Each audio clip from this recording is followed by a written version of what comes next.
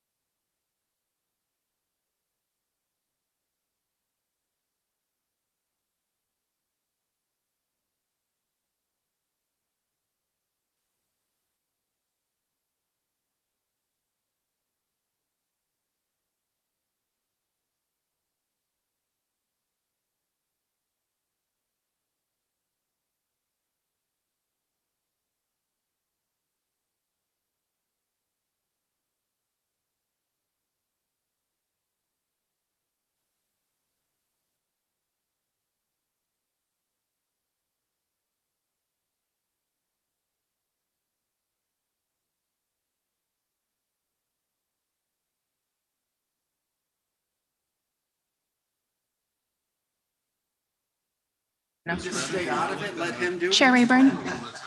I know how it works. Get your smart people I'll do just- it.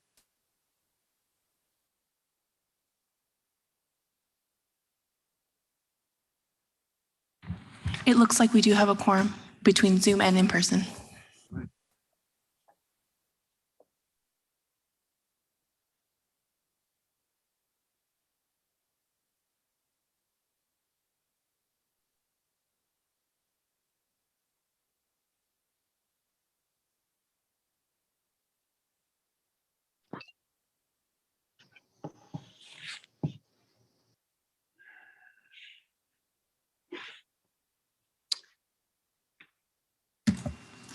Good morning, everyone. My name is Robert Rayburn.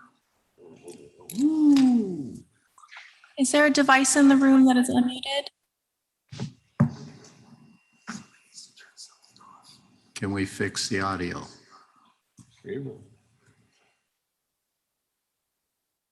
I would like to call the meeting to order.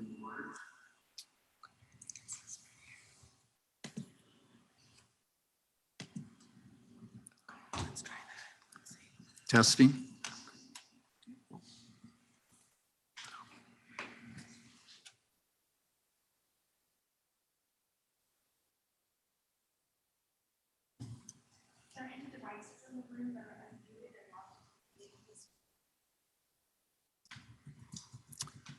Okay. Let's try a roll call.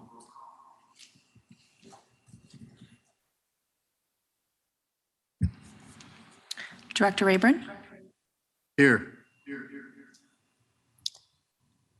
Director Haudeshelt, Here. Director Allen, Director Byrd, Here.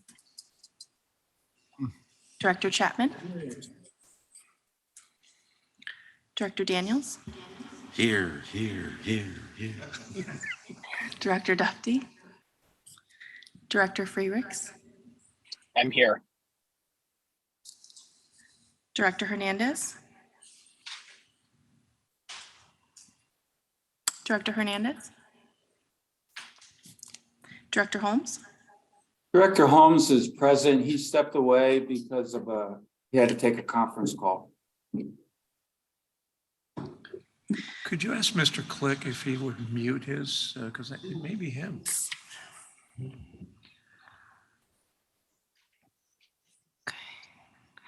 For those directors who are in as panelists, if you could please mute in between speaking, that might help mitigate the echo. Thank you. Apologies while we're trying to sort it out.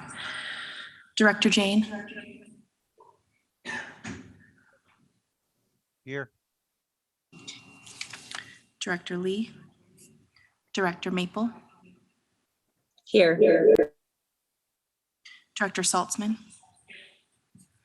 Director Torres, Director Laloe, Director Kennedy, Director Dowden Calvillo, Director McConnell, Director Stallard.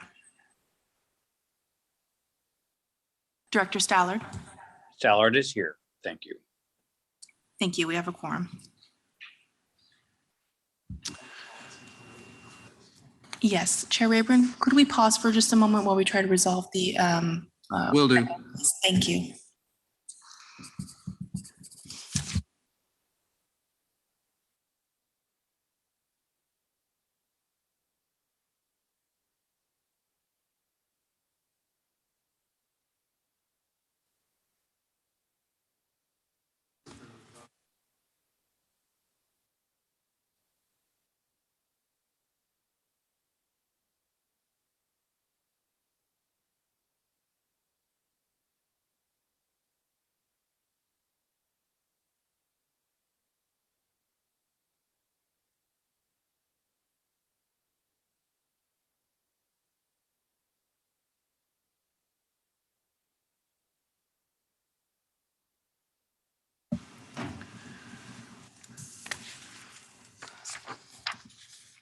Testing.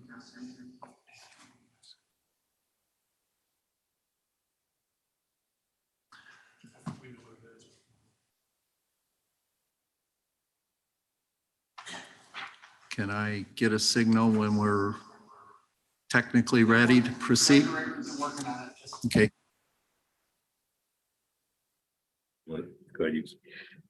While we're waiting, I do want to note this is Mayor Alma Hernandez from Suisun City, also just noting my entrance to the meeting. Thank you. Okay. Thank you very much, everyone, for your tolerance. And welcome to this summer solstice board meeting for the Capitol Corridor Joint Powers Authority Board of Directors. Note that today's meeting is an in-person meeting in the San Francisco Bay Area Rapid Transit District Boardroom at 2150 Webster Street in Oakland, with an option for participation via teleconference. Please note that the board members participating via teleconference are all doing so in locations posted 72 hours in advance of the meeting that are open and available for public participation. You can download the agenda and presentation materials at www.capitolcorridor.org/ccjpa-board. All speakers, including CCJPA board and staff, are requested to announce their names as they begin to speak. For public participants who join in person, If you would like to provide public comments, please complete a request to address the board form available at the entrance to the boardroom and hand it to the district secretary before the item is considered by the board. For public participants joined by telephone, your microphones are automatically muted. If you wish to speak on an agenda item, please dial *9 to virtually raise your hand when public comment is announced. When it's your turn to speak, you may need to dial *6 to accept the unmute request. For public participants who've joined by Zoom, please use the raised hand feature.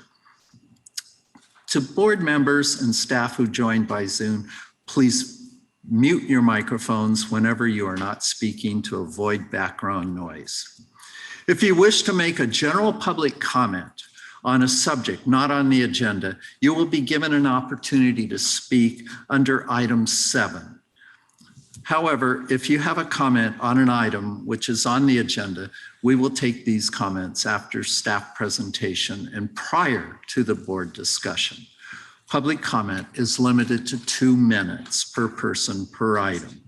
Comments which have been received by email have been provided to the board and will be included as a permanent part of the meeting record. Comments received after 3 p.m. yesterday will be provided to the board following the meeting.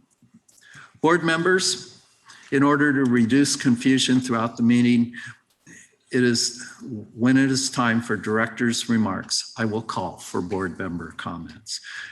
Vice Chair Haldesheld and I will speak last. In the interest of time and to provide an opportunity for equal participation, please try to keep your comments concise. This concludes the report of the chair. No, it doesn't conclude the report of the chair. I want to make one other comment that this is the summer solstice, the longest day of the year, but this shall not be the longest meeting of the year. And you might note that the agenda has been modified from past editions and includes time estimates for each item, and I intend to try to keep to that estimate. Before we continue, well, let's move to the consent calendar. I have one public speaker on consent. Alita Dupree, would you please come to the mic? Welcome.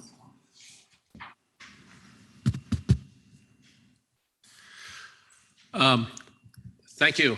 Good morning, Chair Rayburn and members. Alita Dupree for the record, she and her. It's good to be back with you. First time at one of these in person in this stately boardroom. Consent, minutes look fine.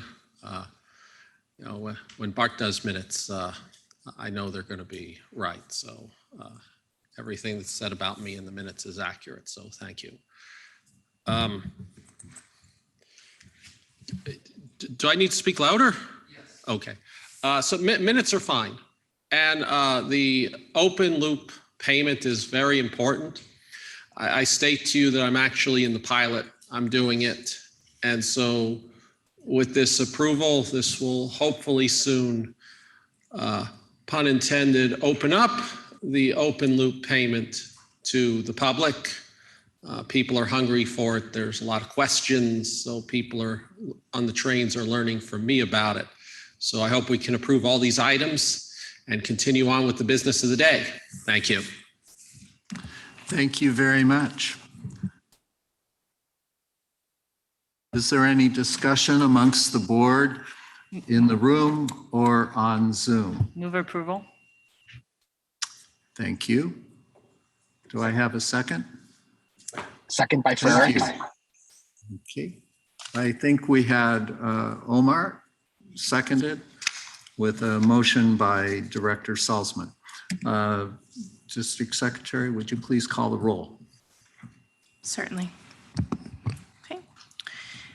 And I will start with Chair Rayburn, Yes. Vice Chair Haldesheld, Yes. Director Byrd, Director Byrd, Yes. Director Daniels. Aye. Director Freericks, Aye. Director Hernandez, Aye. Director Holmes, Aye. Director Jane, Yes. Director Maple, Aye. Director Saltzman. Yes. Director Torres. Yes. Director Stallard. Aye. Thank you. Motion carries unanimously. Thank you, everyone. We'll next move to the 2 action items on the agenda. These will be presented by staff to first extend the authorized agreement with Nomad Digital for Northern California onboard Wi-Fi. For this first item, Rob Paget here, Managing Director. For this first item, Jim Allison, our Planning Manager, will present.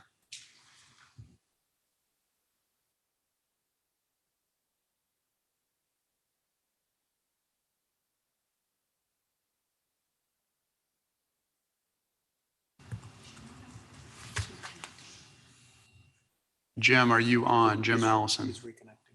Oh, he's reconnecting. Okay, 1 second. We'll have Jim on just a second.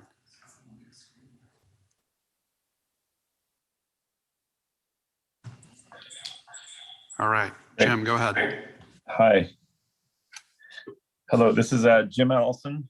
Ironically, on the Wi-Fi item, I had Wi-Fi troubles at the hotel, but it decided to ask me to re-register, so I am back on.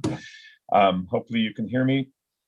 I'm Manager of Planning for Capital Corridor JPA. This item number 1 is about a renewal or extension of an existing contract with our Wi-Fi service provider. If you can go back to slide just a second, we're going to talk about how this service is integrated, our innovations that we enacted a couple of years ago for the first sort of part of this contract, and then what we're doing using the passenger Wi-Fi system to really do more than just passenger Wi-Fi. So to the next slide, please.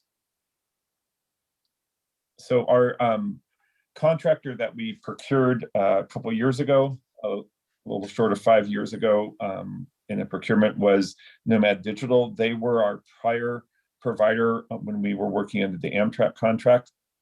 Nomad Digital is a global company serving you can see the icons of the different train systems around the world. We are one of their smaller operators, but I'd like to say that we are relatively influential here because of the way that we've structured our relationship with Nomad Digital and this very project here in California moving ahead. So we can go to the next slide. So I'm going to run through this one. This is the nuts and bolts of how we conduct business. The ultimate goal is to get to that yellow box to the train customers to provide them Wi-Fi. But I'm going to back up to the very top of the graphic to explain how we do this from a funding perspective and then how that flows through the system. So starting at the top, every year we ask CalSTA Caltrans through the annual business plan for funding through the business plan to fund the CapEx and OpEx costs that we face with the overall Wi-Fi contract. We project what we will need based off of spreadsheets and amortized costs of capital plus operating costs, and we build a budget. The state asks us about what we need, and thus far has come through with funding all those aspects. And so that is a kind of a look ahead that we have working with Nomad Digital and other partners involved.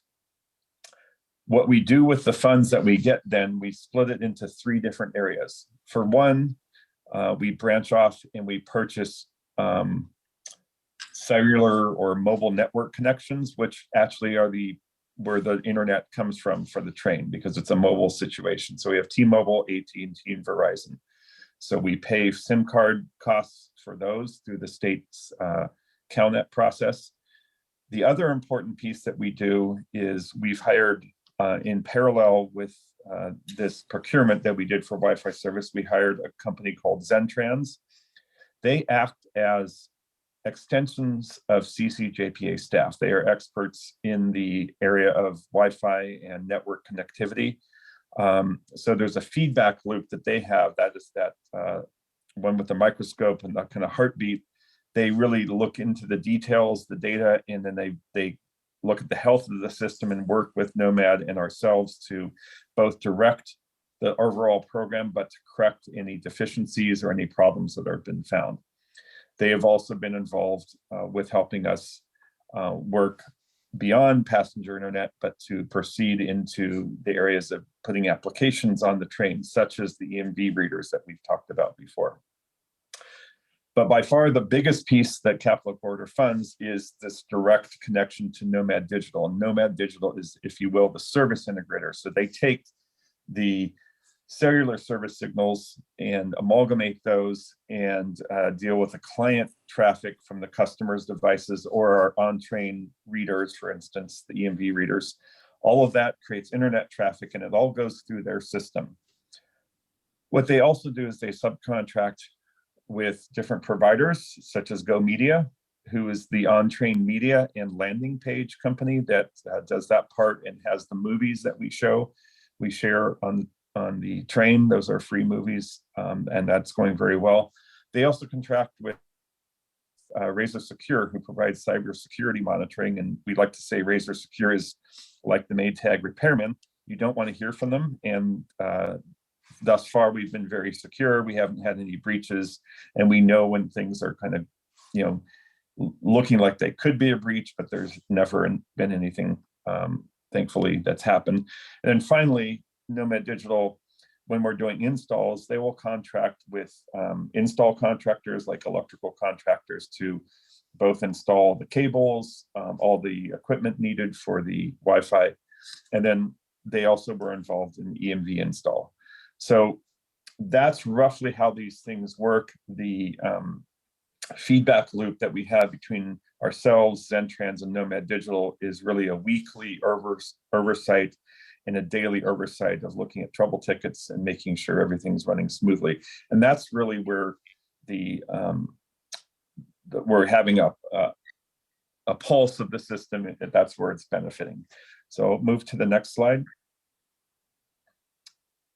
So when we procured for this, we knew that this procurement was not just going to be a one and done thing. We were going to upgrade the system because, technology systems will go obsolete relatively quickly because technology is changing so fast.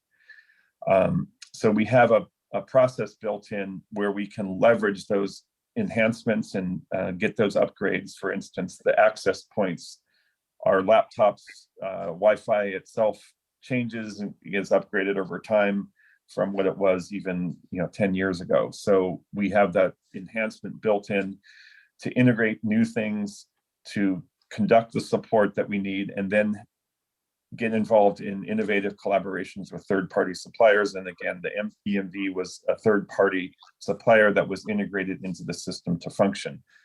So the real perspective is around continuous improvement, staying on that curve of being relevant and providing the best service that can be provided at the time, all with cybersecurity, and then looking towards expanding the fleet. And let me talk a little bit about the fleet. We have our bi-level trains, but we also cover the Northern California service overall, which includes the San Joaquin JPA and includes new fleet cars, the venture cars that they're going to get. And then the state of California works through us for this Wi-Fi contract to look at future fleets, such as there's some Stadler cars that they're looking at. So really this is available to all Northern California rail operators, or all California rail operators, but just thus far, Northern California services are the only ones that have opted in. So it's made to be able to expand over time. Next slide. So at this point in time, we're in the almost done with the middle part of this whole contract. It was set up as a 5 + 5 year contract. We've done things in the past, such as upgrade to the next generation on the bi-level fleet, and we've installed the readers on the cab cars. But right now we're involved in the new install, another install with the Siemens Venture cars as those are being delivered. And then we're going to be looking to install the additional EMV readers on the remainder of the bi-level fleet. So those are things that are in place at present or underway. Then in the future, we would look towards expanded rail fleets, but also upgrading some hardware elements that do age out. And we have a list of those kind of things that can change over time. The nice thing about the contract, though, is that the labor that went into the things that don't change, you're not having to re-procure things like cable installations. Those take a lot of labor time, but they hold their value over the 10 years because cables aren't things that are being, going end of life or anything like that. So just to give a perspective of where we are and where we could be on this contract, on the bottom of the slide here, we've roughly spent, rounding it to about $8 million thus far. Right now, though, we are in the middle of the middle section there of about $12 million of working through additional fleet cars, such as the venture cars, plus EMV upgrades and other commitments for enhancements on the service. And then as we look to the future, over the course of the contract, there may be other expansions, thus taking the whole contract value up to 10 years, up to 35 million. So I think that's the end of the slides that I have, and I'm happy to answer any questions. Thank you, Mr. Allison. I'll first go to public comments. I didn't receive any speaker cards for this item, Chair Rayburn, and I don't see any members of the public's hands raised at this time, but I do see Director Jane's hand. Yes, I see Director Jane. Would you please share your comments? Sorry to interrupt. This is Director Maple. We do have a member of the public in the Sacramento City Hall chambers, so I want to invite him up to speak.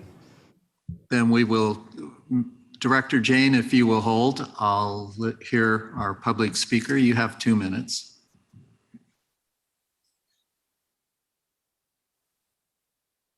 Good morning, Chair Rayburn and members of the Capitol Corridor Joint Powers Authority.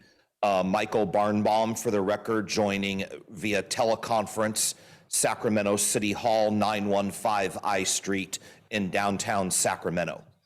I want to thank the presenter, Principal Planner and Manager of Planning, Jim Allison, for a very extensive and educational presentation on the dynamics of the Wi-Fi system and how it's integrated all into the California corridors, Capitol Corridor, San Joaquin, and the Los San Corridor, which oversees the Pacific Surfliner service between San Luis Obispo and San Diego. I always get asked, and this always comes up as an answer that I give, what is one thing that you hope to look at to the national network to make Amtrak great again? And I always address the Wi-Fi service and how California is a role model in providing Wi-Fi service on its 3 corridors. Many people mention that when they take a long distance Amtrak trip, Wi-Fi is something not available, and they're only relegated to cellular service wherever the service is in good cell locations. You know, a lot of Amtrak long distance services provide service where there is very low bandwidth or no cellular service at all in the country. And one thing I hope is that we could take the example of what was presented today to a national level and provide the Amtrak long distance ridership and community a way to have Wi-Fi while on their train trip and to always be connected throughout their journey, whether it's one night or up to 3 nights, depending on the route that they are taking, and that they don't have to wait to get to a physical hotel in a city of their destination to get reconnected again, whether it's to their office, their loved ones, or just connected around the world. So again, Thank you, Mr. Barnbaum. Would you please wrap up? Yes, I'm looking at the timer. Thank you. So thank you again for the presentation. And I recommend that the board move adoption and approval of this item. Thank you. Thank you. And do we have any other public comments? I don't see any other hands raised on Zoom. Now I'll turn to Director Jane. Thank you, Mr. Johnson. I absolutely love the Wi-Fi when I'm on the Capitol Corridor. I think it's really a model for every transit agency. You can't hear me. I'm muted here. No, I hear you. Oh, okay. All right. Director Maple, can you hear? We I'm can seeing- hear either. Okay, should I proceed? There, good. Okay. So I absolutely love the service. There are sections where it seems to be poorer in terms of quality. I have the following questions. Are we on 5G now? And what is the minimum level experience that you're trying to give to the riders? Would that be the ability to run Zoom meetings while they're on the train? And then how would you handle customer complaints if a certain section has poor service? Rob Paget, Managing Director here. I'm going to start and then turn it over to Jim to answer a couple of the technical questions. First, I wanted to acknowledge Jim Allison's role in Wi-Fi on Amtrak, period. He was involved in the very first Wi-Fi efforts, I think it was 10, 15 years ago, in partnership with Amtrak. We ran that under the Amtrak contract for a number of years. And then about 5 years ago, made a decision that we wanted to improve the way in which the service was managed here in California, and made the decision to internalize that function and manage that directly here at Capitol Corridor. So appreciate the comments about serving as a model for other parts of the country. We completely agree.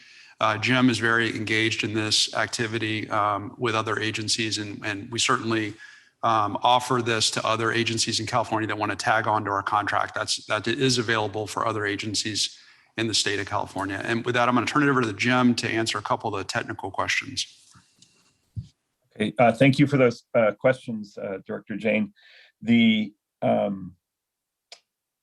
drop-off of Wi-Fi service is really affected by location, because even though we have the 3 cellular providers, some of them may not be as robust in certain areas. For instance, between Martinez and Richmond, it's a little spottier just because of those physical locations. So there may be a net drop, but also it's affected by time of day, because everybody that's using a cellular tower is contending with everybody else using it. So we as everybody collectively on the train are using a lot of bandwidth over times, and that can make having a consistent Zoom meeting, not a completely reliable experience, because we do not control other than only what our SIM cards can do.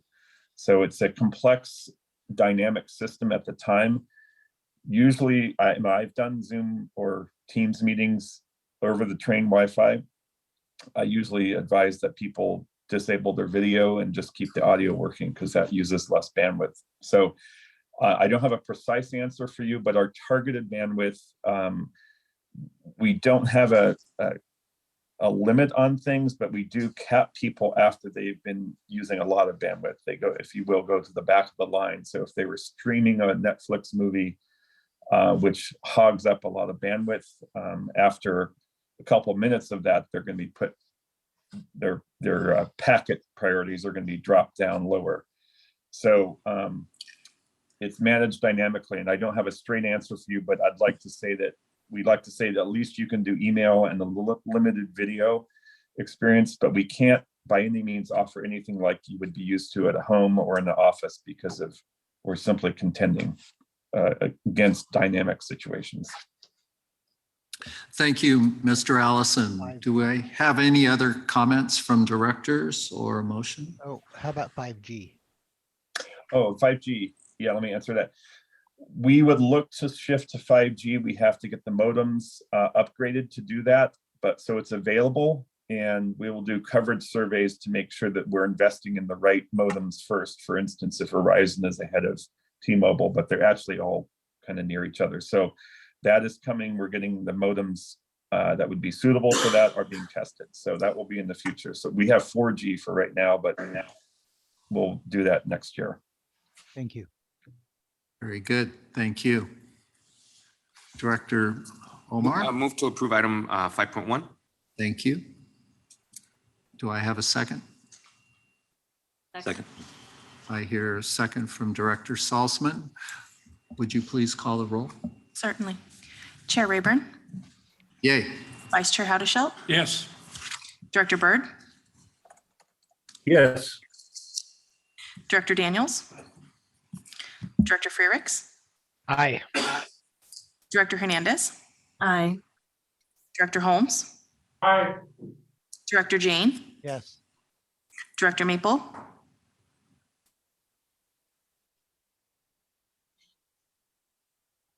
Director Maple. Yeah, let me try to mute. Director Maple. Okay, I think she's on mute. Aye. Director, thank you. Director Saltzman? Yes. Director Torres? Yes. And Director Stallard? Aye. Thank you. The motion carries unanimously. Thank you, everyone. Let's turn next to item 2 to authorize the 2024 marketing and communication plan and advertising contract. We'll welcome Priscilla. Good morning. Yes, I am here to present the marketing communications plan and advertising support services funding request. Next slide, please. Thanks. I want to take a few minutes just to look back at what we've done this past year for FY23 with our marketing activities. We have continued to press on our leisure emphasis because that is where we're realizing a lot of our growth potential for ridership, as well as an undercurrent of health and safety messaging is needed. We did implement a buy one, get one every day offer to really emphasize that leisure and growth and companion type of ridership during the year, as well as our Take 5 for $5 discount, which is underway right now. Interestingly, we also did a expanded work on our social media efforts with added influencers this year, and we launched a TikTok channel. During the year, we also added on a little bit more emphasis of our cafe car, introducing new items and sort of reviving that for the riders who are on board. We have a media mix that includes a variety of elements, including video and mobile, broadcast radio, as well as outdoor billboards. We also did a student discount promotion this year that we tried with UC Davis and UC Berkeley, which included on-campus visibility, as well as a social media presence and newsletter presence for their students. And we continued with our communications, our emails, trying to keep riders apprised as much as we can of different service updates throughout the year, and making sure that we are able to deliver information about our service status via different channels. And as you know, we've also been very busy implementing our Tap to Ride work with our pilot program and making sure all of our riders are aware of that, and that we're able to serve them and support them as customers throughout that program. Next slide. Our media mix, the work we do with our advertising agency really employs a mix of media to drive both awareness and revenue generation. In our case, our media plan includes digital advertising with paid search, online ads, retargeting, outdoor digital and static billboards in different traffic spots, as well as radio advertising on broadcast and streaming channels really fill out our media mix. And what this all means is that potential customers will, see the outdoor billboards while they're driving, hear the ads on the radio, and then also reach them with these digital ads when they get to their computers or mobile devices. Our social media has really grown quite a lot.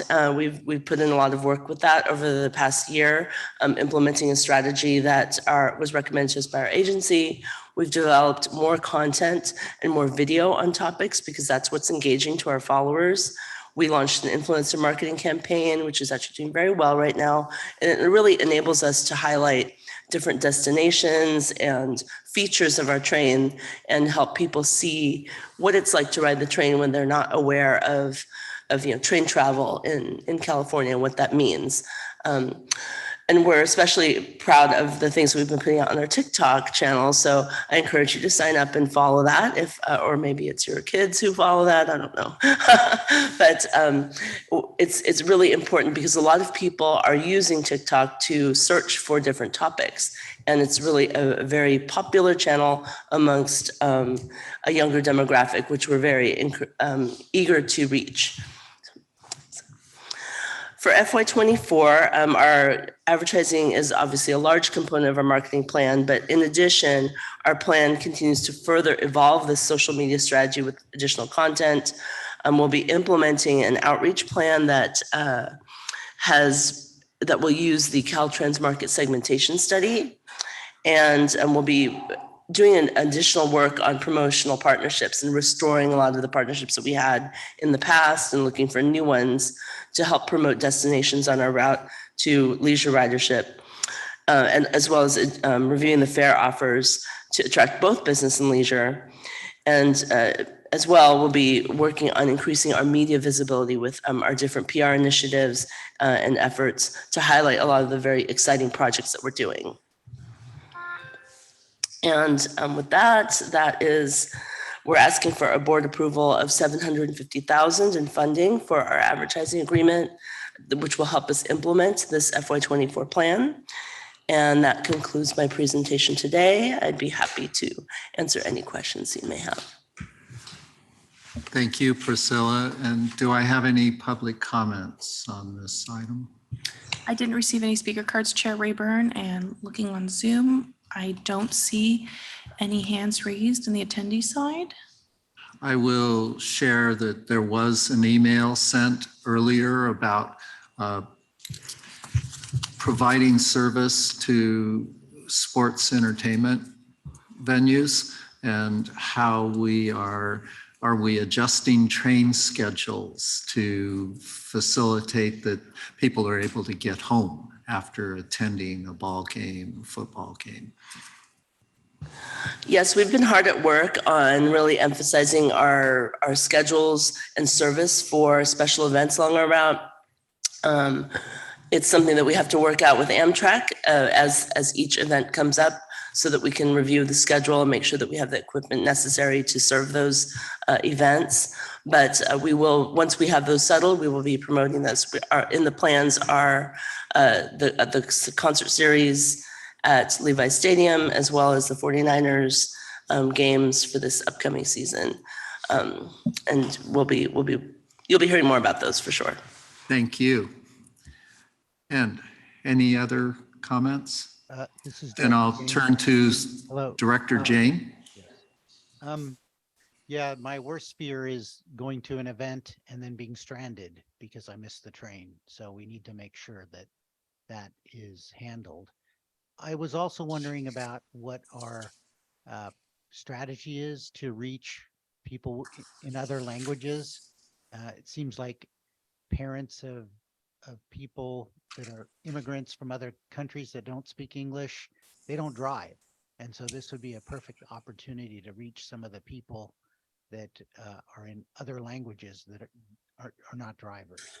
So I was wondering what our Title VI strategy was.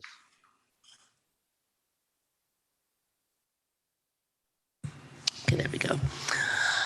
For that, I think we'll be looking at the implementation of the Caltrans market segmentation and outreach plan to really help guide us in reaching people of non-English speakers, because through that study, we did learn that there were pockets of different markets that I think we could really definitely see some growth and opportunity in non-English speaking segments. So I think that we'll be looking at that to see how we can further implement. Our marketing budget does not go very far. We have a large and very expensive media market to cover with a wide variety of programs. So we'll have to look a little bit more at how we can reach the very diverse groups that are here in the Northern California area. But I think that through that market segmentation study, we'll have some additional guidance in really how to effectively leverage our dollars to reach those folks. And Director Torres, oh, please continue. Oh, thank you. I was just saying thank you, Sita. Okay, thank you. Director Torres. Great. No, thank you. So we just do English ads. Is that what I'm hearing? We don't do Spanish. We don't do Vietnamese. That's correct. Okay. That's correct. And I know you just mentioned that we don't have the budget to do non-English ads.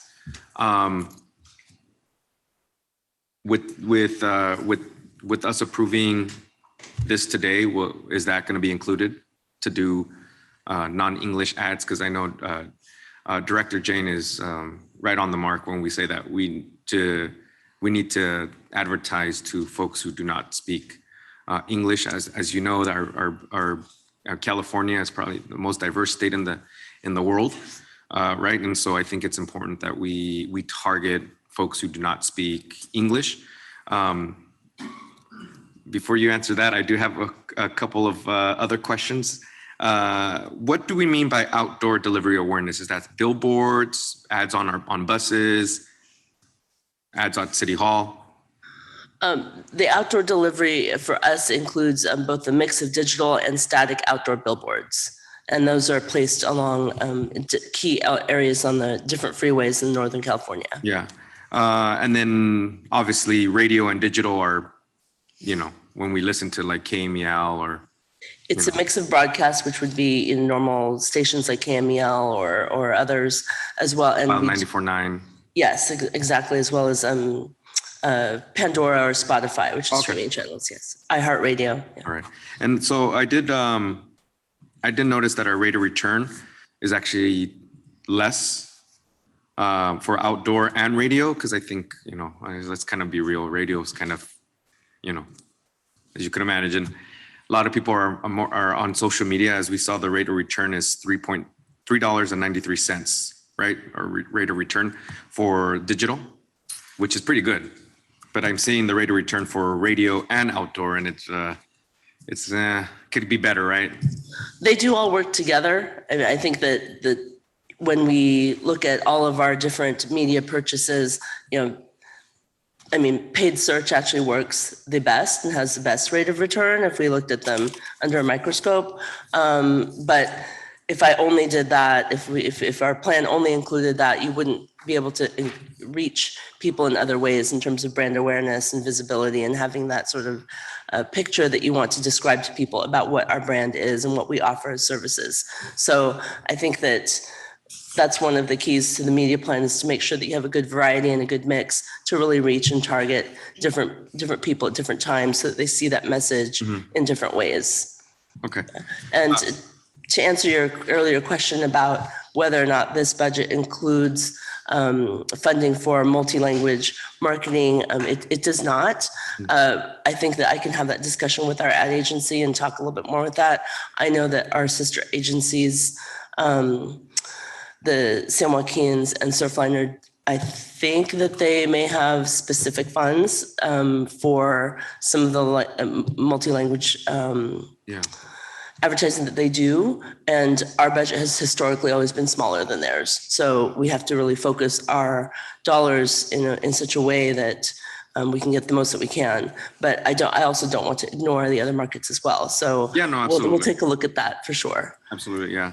And I think we see that when we invest more on online ads, right, the rate of return is always better, right? I mean, our Travelers Bureau, we invest more in online ads in the city of San Jose because we see a good rate of return, right? Don't duplicate San Jose, everybody, okay? We want folks to come to San Jose, all right? But you know, that's why we invest in online ads, because we want to bring folks to the city of San Jose. But the other one is, because I know I asked this question in my first meeting, and I don't think Director Jane was there. During these big sporting events or concerts or gatherings, we do a pretty good job of waiting until the concert or the sporting event, especially it's in the evening, waiting for folks, right? We just don't leave, right? We do have a scheduled time that the trains must depart because of our relationship with the scheduling and Amtrak and Union Pacific. We have to have a committed time to schedule.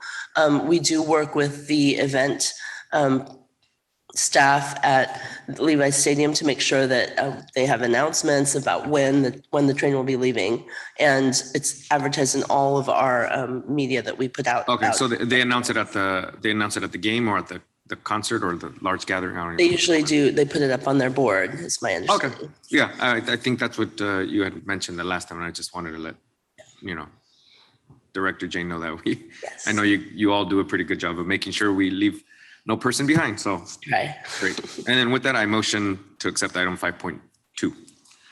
I see a follow-up from Director Jane, Yeah. please. I'm a little disappointed that there is no money in the budget for other languages. I'm wondering if there are state grants that we could apply for or other grants to really, this is a equity issue, right?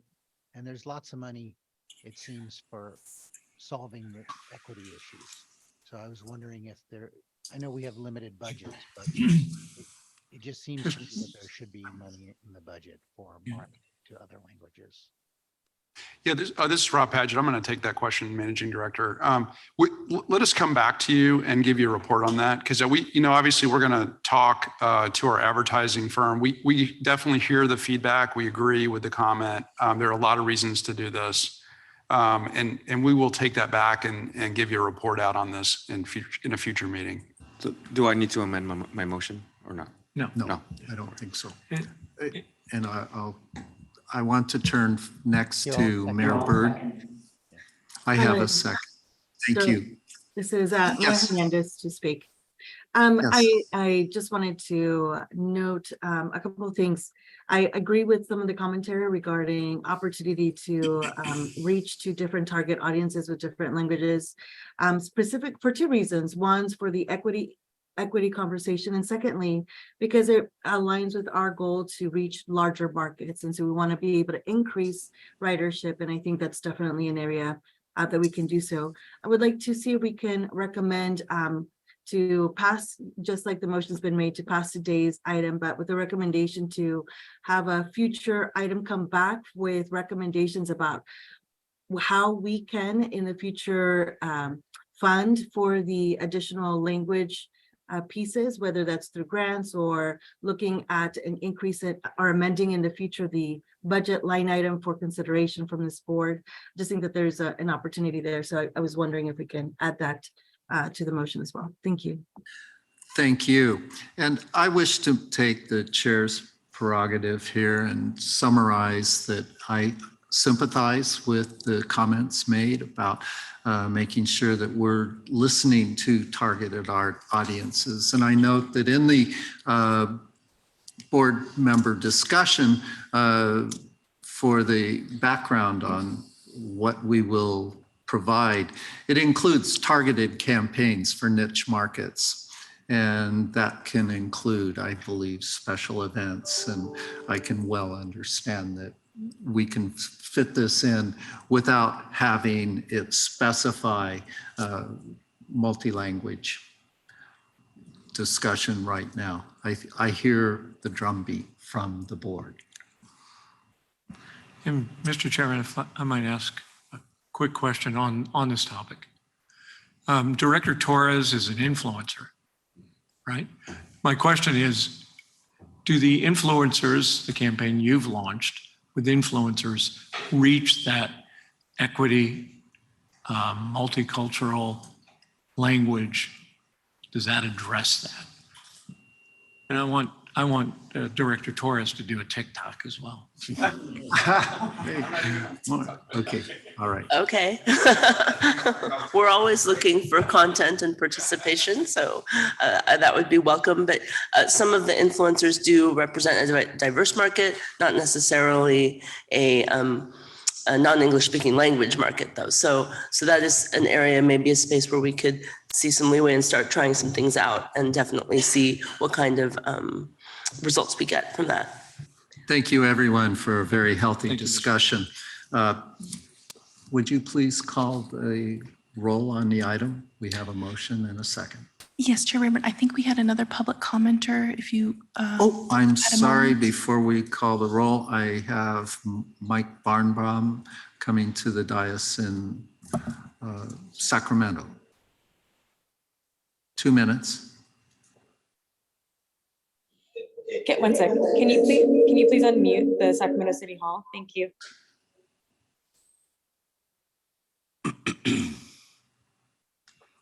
Yes, we've sent the unmute request.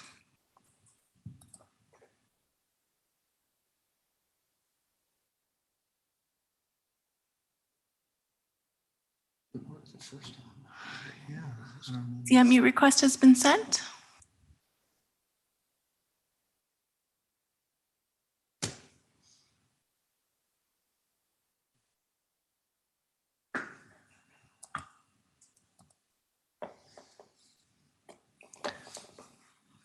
We're burning minutes. Can we do it from here? Yes. Director Maple, the unmute request has been sent. Are they able to accept it? I think they're trying to. Do you have the ability to just unmute it on your end? I do not, no. I think we're running into an intractable technical problem that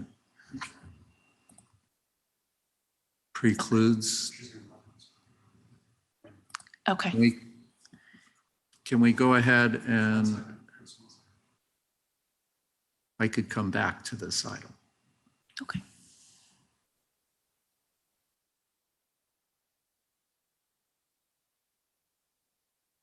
Okay, good morning. Is everything technically? We going? hear you loud and clear, please. All right, Michael Barnbaum again at 915 I Street, Sacramento City Hall teleconference location. Thank you for the questions about the sports and entertainment piece of the marketing plan. One of the things I did, and this is a couple years ago, Deputy Managing Director Sanchez will remember, I put an email together and a prototype full schedule timetable. One of the things that I focused on, especially with the Levi's Stadium and the Santa Clara issue, was having a regular train service depart at a certain time rather than implementing a special train. And the time that was commonly looked at was 9:05 p.m. That would accommodate any of the Thursday night, Sunday night, or Monday night football games if they were in the schedule. And then I'm anticipating by the September 20th board meeting, probably a month to month and a half before, that the National Basketball Association, or NBA, will officially release its 23-24 season schedule. Once it comes out, I hope to get a colored copy from Sacramento Basketball Holdings Incorporated for the Kings schedule, and I can get a picture of it and text it to Deputy Managing Director Priscilla, so you have the home game times for the Kings schedule for the upcoming season, and we could go over that in an agenda item at the next meeting on September 20th. Thank you. Thank you, Mr. Birnbaum. Now, may we take the roll on the item? Certainly. Chair Rayburn? Yay. Vice Chair Haudashelt? Yay. Director Byrd? Director Byrd? Yes. Director Daniels? Aye. Director Freerichs? Aye. Director Hernandez? Aye. Director Holmes? Director Holmes? Okay. Director Jane? Aye. Yes. Director Holmes? Aye. Director Maple? Aye. Director Saltzman? Director Torres? Yes. And Director Stallard? Aye. Thank you. The motion carries unanimously. Thank you, everyone. That was a very productive session. Let's move on to the info items. The managing director has capital project updates. Yes, for the capital projects update, as you know, we highlight a single project when we go through this. So we'll have a presentation and then we'll take questions on any of the capital projects. At our last meeting, we heard from a member of the public about the Davis Station project, which is one we are very excited about. It is being led by Amtrak, but we wanted to come back to you today with a summary of that project so that you're all in full understanding of where that stands. I'm going to turn it over to our Deputy Managing Director, Leo Sanchez, who will go through this. Thank you, Rob. Good afternoon, or good morning, rather. So I'm going to be providing you the update on the Davis Station project. Normally, this is an update that our Chief Engineer, Joel Cox, does, but he's out doing some important work in Roseville.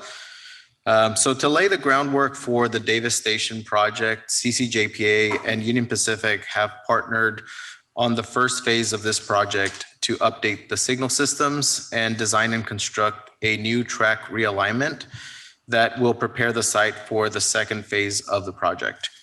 So currently there are two options that are being evaluated for the Davis Station project. The second phase of the station redesign project is being led by Amtrak in partnership with Union Pacific, the City of Davis, and Capital Corridor. This project is part of an ADA improvement requirement that the FRA has by 2027.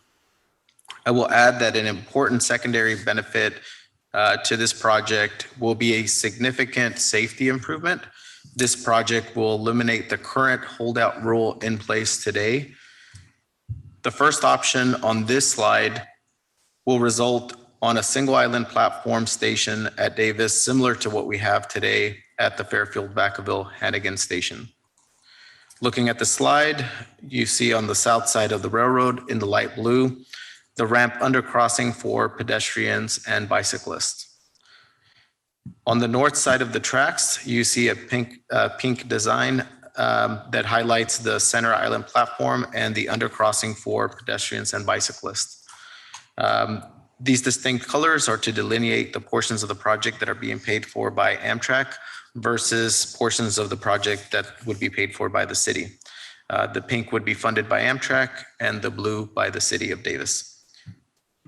Go over to the next slide.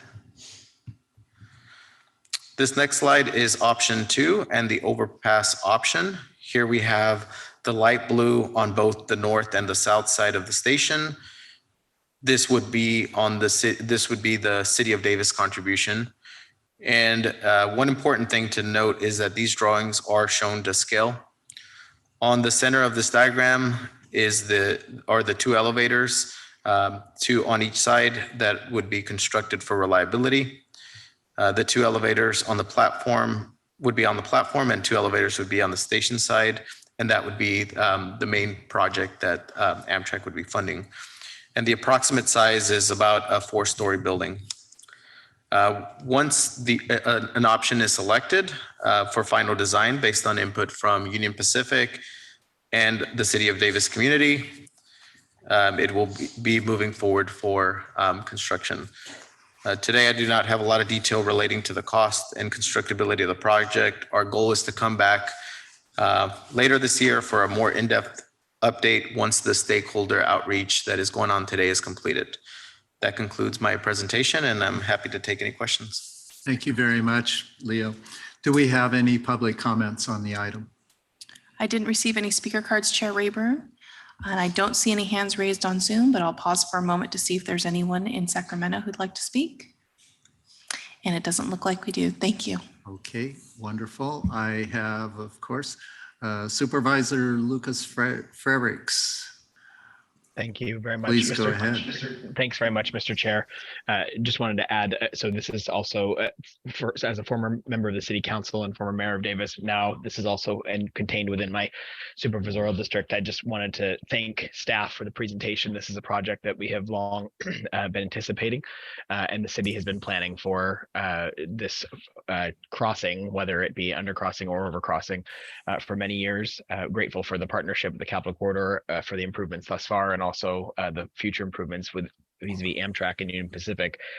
I think the question that I have has to do with sort of the two options, whether it be overcrossing or undercrossing. I appreciate the sort of two scale diagrams that were shown. You know, the undercrossing option, we still don't have a full sense of the costs of either of the two options, and there's more work to be done.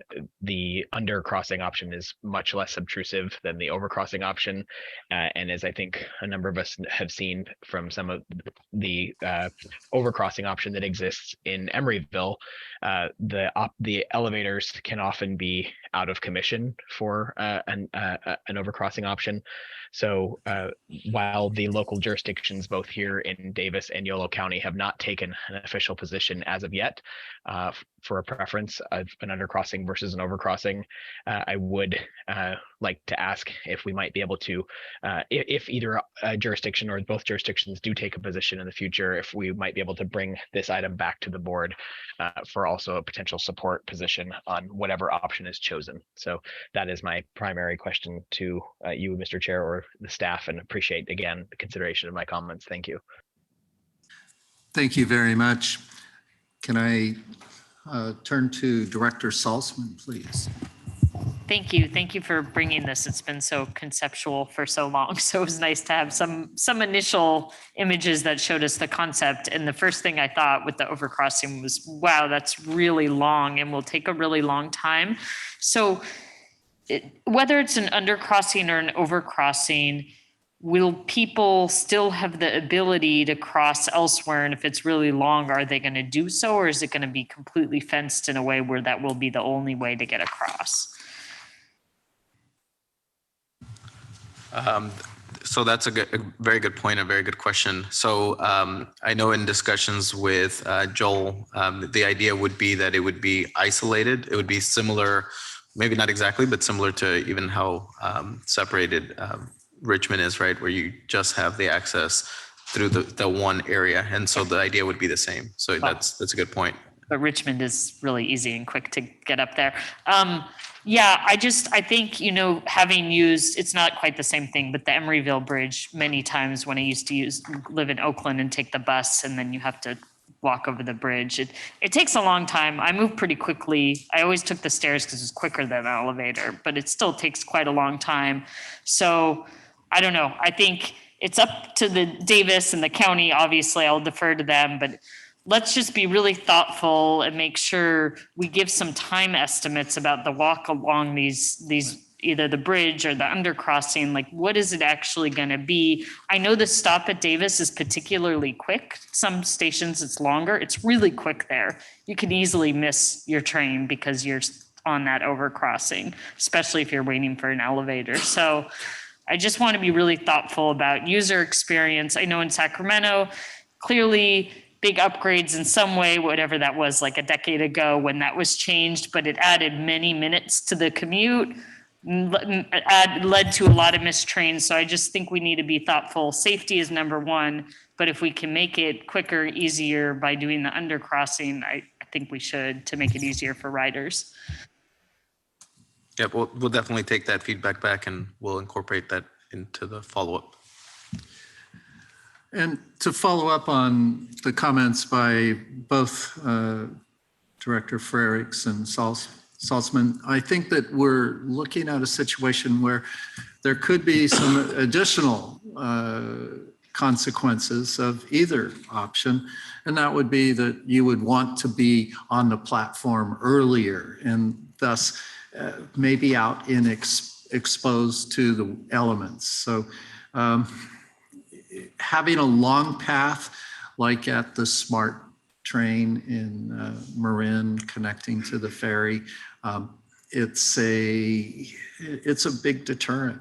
to many people to try to run a quarter of a mile and get to the platform. And so you would need to get out there earlier. One question I do have for either project is who would maintain which elements? So that is part of what we're working through in terms of the details. So as we're working with Union Pacific and the city of Davis, that's definitely something that needs to be worked out, who has what responsibilities, especially I think with the undercrossing one is the particular one that we need to work out that detail. Thank you. And I think the other thing that we discussed was that we'll also be considering what that implication is for bicycle access. So that's another thing to think. And do we have any further comments? Then let's move on. Is the managing director going to share anything on the capital? That's it on the capital projects. So we can move on to the next. Okay, Sacramento to Roseville, third track. And we're going to go back to Jim. And I will say Jim is out of town working hard on all the Wi-Fi projects that he works on. So appreciate his ability to connect remotely, and I'll turn it over to Jim. Great. Hi, Jim Allison, Manager of Planning. This should be a relatively quick item. In 2015, the Capital Corridor Board took a CEQA action to adopt a final EIR. Subsequent, as the project advanced and was developed, we learned in two areas that the layover yard location originally thought of, and also the way the rail bridges at the crossing of, it's the Elvis crossing across State Route 51 or Business 80 as it's known. Those would involve touching the other rail bridges that are there today in addition to the third track bridge. So both of those areas of impact were not included in the original EIR. As a result, we are required to do a supplemental EIR. This is an item for the board, just as an information item, and it's a time for the public to be aware that we're pursuing this.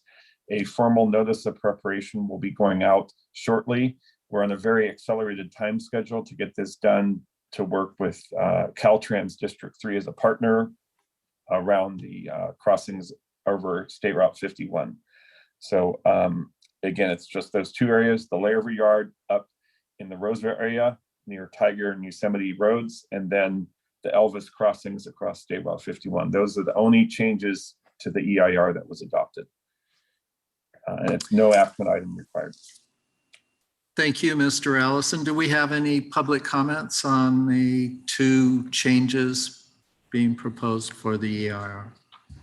I didn't receive any speaker cards, Chair Rayburn, and I don't see any hands raised on Zoom, but I'll pause for a moment to see if there's anyone at our teleconference locations. Yes, I do see Director Maple's hand up, so I think we have public comment in Sacramento. Okay, Mike Barnbaum. Michael Barnbaum in Sacramento City Hall. This is a very major project in the SACOG region to help the end goal to increase Capital Corridor service. Initially, I should say, that's the word, initially to 2 additional round trips, and then ultimately to 10 additional round trips. And I know that every meeting, a capital project is highlighted. Well, today it was the Davis station, but this came up on the agenda. I don't really have a question per se about the 2 elements that a planning manager, Allison, is bringing up, but I might want to make the request, as I did it by telephone yesterday to Deputy Managing Director Sanchez. Would it be out of the question, Chair Rayburn, when the staff coordinating group goes into closed session before the end of the year and comes to roll out in November the 2024 meeting calendar, if the April 2024 meeting could be in Sacramento And the capital project highlighted, hopefully at that time, would be the Sacramento to Roseville third track project. I asked this, and I'll close with this kind of thought, that the meeting location and the location of the project itself are relatively close to each other, so people have a better idea of the area the meeting is in and where the project is located and the importance of the project is to the service. Thank you. Thank you, Mr. Barnbaum. I think that any proposal is open for consideration. And let's move on to the managing or legislation and funding update. Rob Paget here, Managing Director. Your packet includes detail on state and federal action underway, but I do want to highlight a couple of really good news items related, in fact, to the Sacramento to Roseville project. We were successful since our last meeting with 2 different discretionary state funding programs to support this project. The first is we received an award of $30 million under the supplemental TIRSIP program. And the second, as part of a grant submitted by our wonderful partner, PCTPA, Placer County, we received $25 million as part of that grant submission under the Congested Corridors Program. So we have now successfully received a positive nod on all the state funding sources we need to move forward with this project.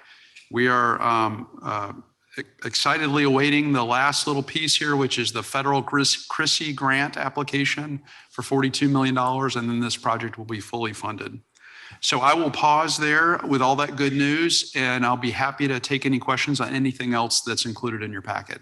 Thank you. And that federal CRISI grant would be for phase 2 of the project. The federal CRISI grant would be for phase 1. It would be the last piece of it. So this would be for that project. And we expect to hear, currently FRA is saying in the August or September timeframe, they're going to make announcements on the CRISI awards. We did submit as a backup plan to the federal state partnership program. As you are well aware, all of these programs are discretionary now. So you got to keep your projects in the loop there, make sure we get the funding. Excellent. Any public comments? I didn't receive any speaker cards, Chair Rayburn, but I do see a hand raised on Zoom. We'll go. Please identify yourself and go ahead. You have 2 minutes. Good morning. This is Liz Ames, your BART Director for District 6. Thank you. I wanted to know if there are plans to address the port and passenger rail congestion in and around Oakland, given the governor, I hope this is the right time to bring this up, but the governor has about 12 billion in rail infrastructure projects related to rail. And I think 6 of the 12 really focuses on port and freight and passenger transit projects. So my question would be, are there projects in the works that are going to tap into that funding source? And my concern also is, the Oakland A's are potentially leaving.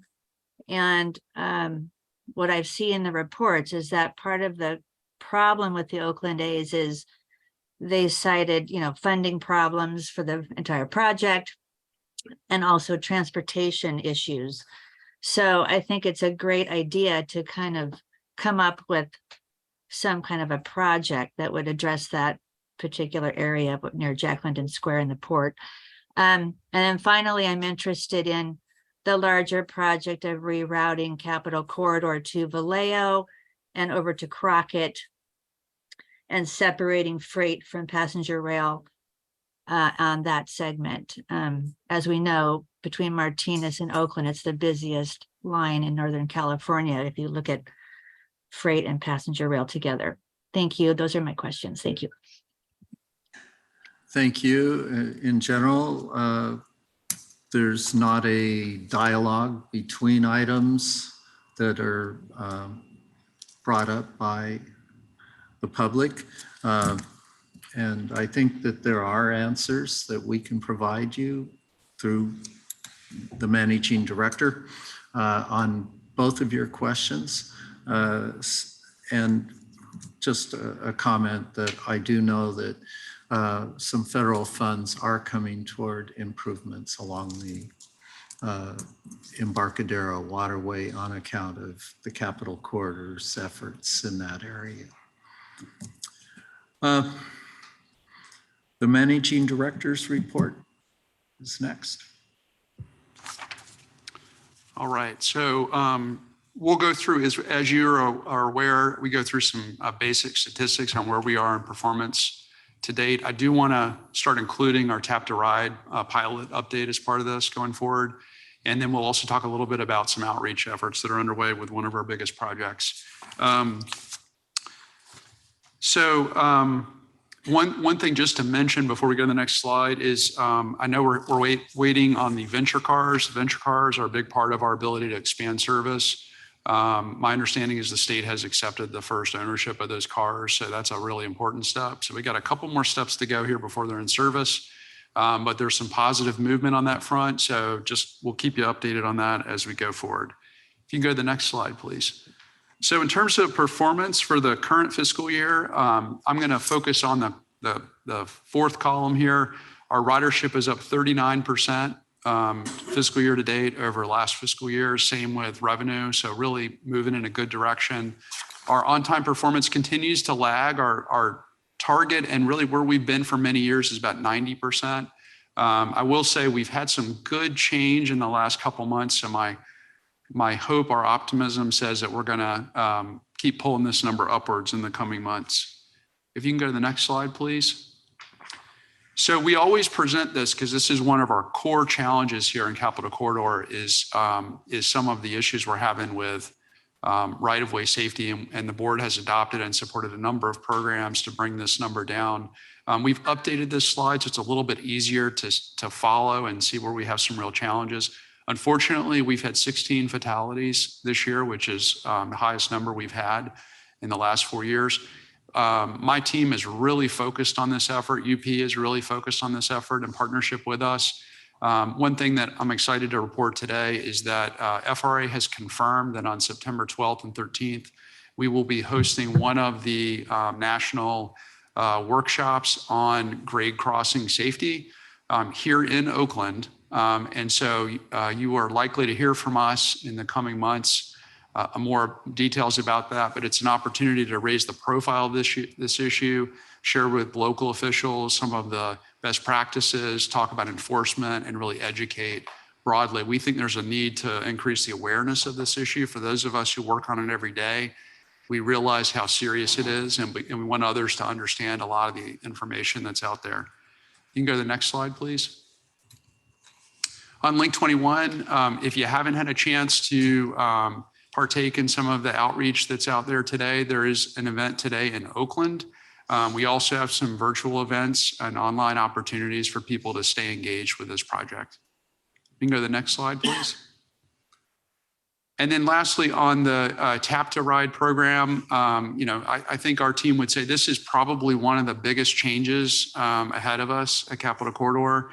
It's going to open up on so many fronts. It's going to open up flexibility in fares. It's going to let us better address equity issues, improve connections to other transit agencies. We really think there's no limit to the positive change this can bring to our service. It is far easier for those who are participating in the pilot. It is far easier to tap your credit card than it is to use the Amtrak app that you have to use otherwise. So far, we've carried more than 500 riders, and we've had very few refunds required as part of that, which is one of the measures we're watching here. The one thing that we are seeing is a lot of folks are not tapping off. And I'll say myself, when you're kind of focused on where you're headed and you're not watching everybody else do it, it is a little different. And so I think this will change over time. And we're talking about things like having these at stations or some other ways to deal with this going forward. You can go to the next slide, please.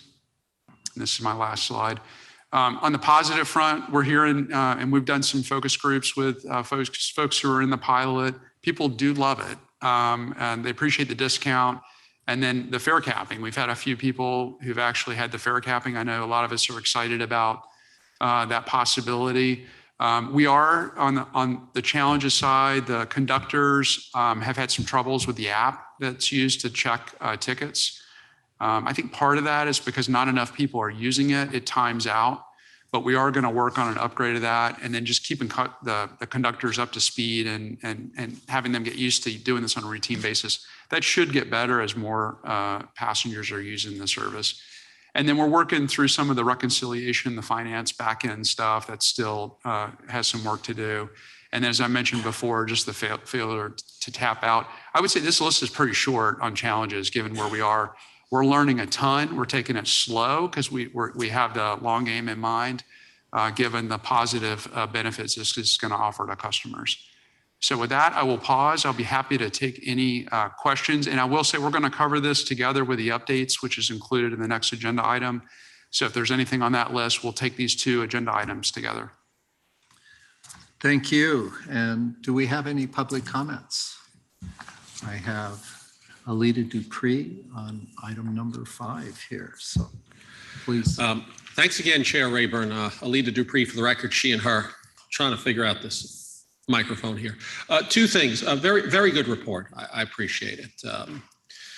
I'm a Tap to Ride user. I think my first tap may have occurred in early June. So I guess it's not quite in the system yet, but I had a very good conversation with Leo, who helped brief me on that, and I'm very grateful for that. So I'm in there. I'm learning about the equipment. You can see in the lower left of the screen in very small print, the station. So that way I know when I can tap on and tap off, because if you tap too close, it might be inaccurate. So that's working well for me. I haven't had any incomplete trip issues on that. Sometimes the conductors don't have the verification device for my Visa card, which means that they have to go and get it. That's all well and good, but I'm saying, well, I'm getting off in one stop. It's 4 minutes between Berkeley and Emeryville, so you have every right to check my fare, but if you don't get back in time, I'm gonna be off the train. Moving on from that, this grade crossing safety is very important. I've been riding a couple of times out of Berkeley, and I noticed the crossing immediately to the north of Berkeley is Hearst Avenue.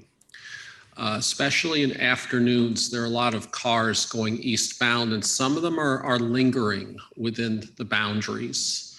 Even some I've seen on the tracks, and I'm saying, okay, this is really an accident waiting to happen. Fort Street in Berkeley is very congested with the restaurants and shops there. I think we have to do something about that Hearst crossing, because it shouldn't happen anytime, but I sure wouldn't want to be in the path of it. Thank you. Thank you for your input. I don't see any additional hands raised on Zoom, but I'll pause for just a moment to see if we have anyone in Sacramento, and it doesn't look like we do. Thank you. I have Director Jane in the queue. Yeah, I notoriously forget to tap out. I guess I'm a little absent-minded. But so I like the idea of having the tap out kiosk on the station platform. And then if the conductors could remind people when they announce the stations to remind people to tap off, that would be nice. Thank you. And Director Torres? Oh, Director Salzman first. I have a few questions, so go ahead. No, go ahead. I called on Director Torres. Go right ahead. Okay. Just have I have a question. Obviously, it's unfortunate, 16 fatalities. 55 in all of the history of the Joint Powers? No, that's. I'm so sorry. I forgot to press it. So 16 fatalities is a lot. 3 years. Yeah, on 3 years. Okay, so that's a 3 year. Okay. Well, it's unfortunate. It's, still 55, but fiscal year 2023 was 16. Do we know, unfortunately, how many of those were suicide? So we don't know a precise percentage of the number that are suicides. Unfortunately, you cannot, you don't always know for sure if it's a suicide. There are a decent percentage of those that are suicides, but it is sometimes people who are cutting it too close and cutting in front of a train. So it's definitely not entirely suicides. And we are working, as we've talked before, on trying to reduce the number of encampments along the right of way. It often feels like a safe place to camp out, but in fact it's not. And so we have the patrols now with Union Pacific, and we're working with some local communities to try to help out along the corridor just to reduce the likelihood of events. Yeah, that was my next question. I mean, we do know, unfortunately, in California, we're going through humanitarian crisis. And so just definitely want to make sure that we keep our unhoused folks who don't have a home safe, unfortunately. So, and I know, I lived in under-resourced neighborhoods my whole life. And so my communities were always bounded by railroad tracks. And so, as a kid and growing up, we did see, because Amtrak is literally, and the Caltrain is literally right behind my mom's backyard, like literally behind my mom's backyard. There was a couple suicides, or it was a hot spot. I hate using that word, but it was a hot spot for unfortunate suicides. And so when we do know that folks who are trespassing, right? I know sometimes there's the difference between our unhoused folks and folks who are literally trespassing. Do we have a sign that says, please be careful, your safety is number one priority? Yeah, and we've added. Are you seeking help? Do you need help? Type of deal? Yeah, we recently added more signage, more suicide prevention signage. That has been, in the data, has been shown to be effective in general as a strategy. We also do partner with Operation Lifesaver here in California. We've added some targeted, and it's far beyond my own technical expertise, but some targeted outreach efforts through digital advertising based on where people are located. So we're really working with people who are experts in this field so that we can try to tap as many of these opportunities as we can. My hope with this FRA workshop is that we can get pretty good attendance from local communities, and we hope we can work with a lot of you to encourage attendance at that event, so that we can share these and have this implemented in lots of different ways across our service area. Okay, great. Thank you. Thank you. And Director Salzman. Thank you. On the safety issues, I'm glad to hear. I was going to ask if you had done that partnership, and that's great that you are, because I know BART has had some success with that as well. Also, I don't know what the other counties are doing, but Alameda County got a very large CRISI grant for $25 million to work on 28, rail crossings and make them safer. Are we working with the other counties to do similar things? I mean, Alameda County in particular, it's, the fourth most rail fatalities in the whole country of any county. So they really needed to do it. But what are we doing with the rest of the counties? And is this workshop coming up part of that to kind of bring folks together? Maybe Alameda County can share how they got the funding they did and the work they're doing. Yeah, I will say, Rob Padgett here again. I will say Alameda County is the top of our list to come and talk to other people, because Alameda County has shown incredible leadership in this topic. And they did it before there were all these funding programs that are now in place at the federal level. So they're well positioned to go after other resources. We are, and the board did approve some funds for us to try to seed a lot of this opportunity with other counties. But we do agree that Alameda County in particular, they took a programmatic approach. And so they're looking at the speed in which they can implement things. But we are seeing some leadership with other counties. I know that at least 2 other grant submissions happened in this last round for the crossing improvement program. They were not successful, but you have to get in line a couple times. And so we are going to certainly showcase that particular program in Alameda. Great. And then on the Tap to Ride, I should have asked this in the last presentation, but how do people get receipts? Because we know we have a lot of business travelers. And are we making that clear to people who might be hesitant to use it because they don't know if they're going to get their proper receipt? Yeah, there's a Little Pay application. Little Pay is the vendor that does the actual payment processing. And so when a person logs in, you can go and log in with your credit card. It will show your trip. And so they'll be able to print that out and submit it as a receipt.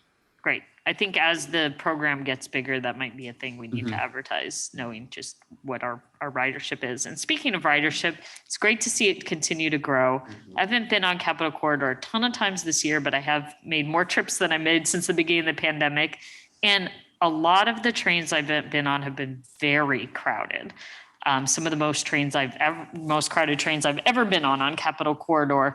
And when it was just me, it was no problem. But when I was traveling a couple of times with my family, and we had 3 of us, including a 3-year-old, it was challenging. We couldn't even find 3 seats together. One of us had to sit kind of far apart.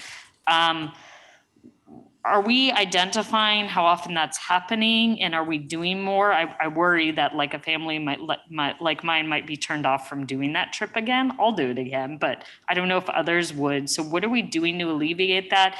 And is there more we can do to get people to kind of move more when 2 people are taking up a table alone and really kind of having their stuff spread out and not being thoughtful that there's a family trying to find seats? I don't know, what more can we do to make it easier for groups of travelers on those crowded trains?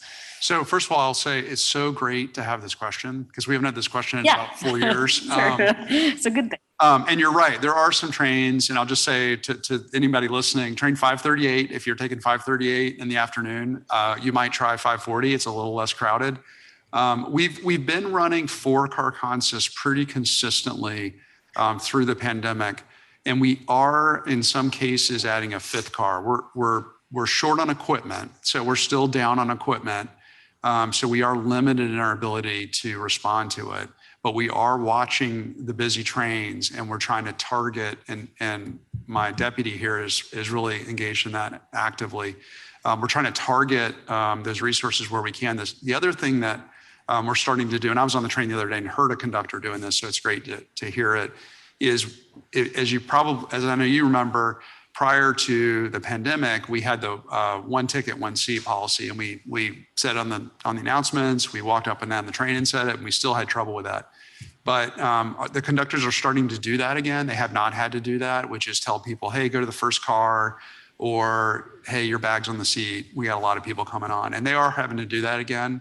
I think part of it is just getting in the routine of reminding customers of that. We've all gotten a little bit used to those open cars, but I'm super excited to hear that your train was packed. That's great news. It's been almost like half the trips I've been on. That's where great. It's just been like searching for a seat. So yes, it's a good thing, but we need to manage it too. And Appreciate the comment. I've only been on 4-car trains, so I would love to see more of the 5 cars. Thank you. I really want to share my appreciation for the rail safety discussion, and I've heard from Hayward residents about the cluster of crashes that are depicted on our map. And I look forward to participating in the Rail Safety Conference in September and inviting them to come in. And I hope by then that we will have started breaking ground on the 4 crossings that are going to be upgraded for rail safety improvements in East Oakland. And that we'll have some examples to point to for what we want.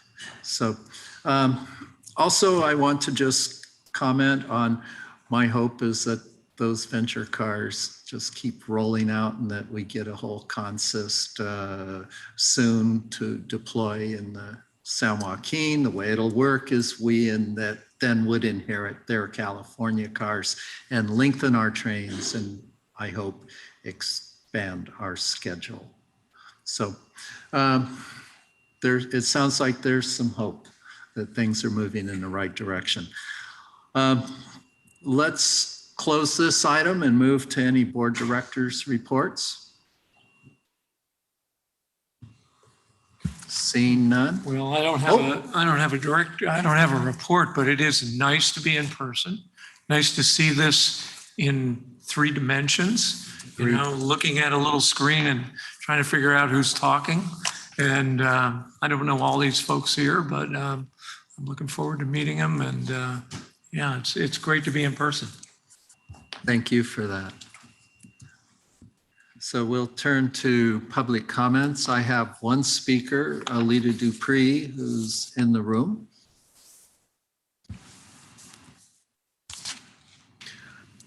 Thanks again, Chair Rayburn. Alita Dupree, for the record, she and her. Looks like we're closing out. I mentioned to you about renewable diesel. Certainly would like to hear how we're doing with that. I guess we've done it. I think I notice the smell. Smells better than the diesel that the, say, Coast Starlight or the California Zephyr is using. So I can tell. I think we're the second railroad in America to use renewable diesel. Metrolink went to it several months ago, I think. So how do we get the word out about that? Because I've been talking to Metro North and the Long Island Railroad in the New York area, because they have a lot of diesel consists on their system, same for NJ Transit, et cetera. So I want to mention that about the renewable diesel. It's very, very important. I want to keep highlighting that because I think it can go nationwide. And how do we have the best, most seamless capital corridor that we can? And it generally works. And there are challenges when you don't own the rails and you don't operate the trains. I did get on a consist once where all 4 of the tap to pay readers were inoperative.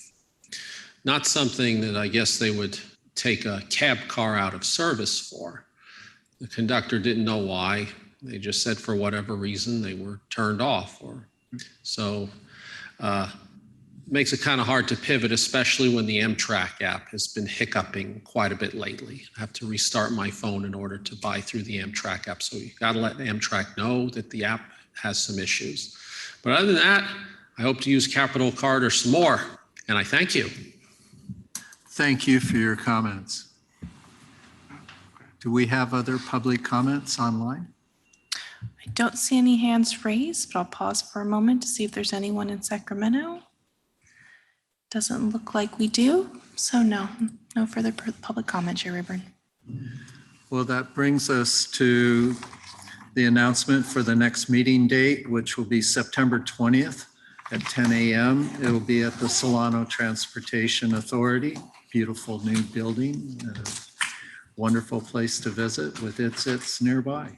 Hey, and I'll take a motion to adjourn. Move to adjourn. Second. All in. Any opposition? Enjoy the summer solstice. Thank you. Thank you. Have a great trip. Yeah, thank you.